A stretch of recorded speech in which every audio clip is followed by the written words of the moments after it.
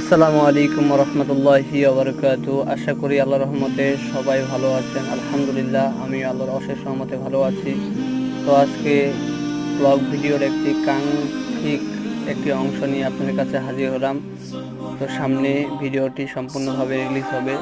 তো আজকে আমরা 8জন বন্ধু মিলে ঠাকুরগাঁও জেলার বালিয়াডাঙ্গি থানার হরিণমারি ইউনিয়নের সেই প্রাচীন আম গাছটি প্রদর্শন করতে যাচ্ছি। এই প্রাচীন আম গাছটি হলো আজ থেকে প্রায় 200 বছর আগের।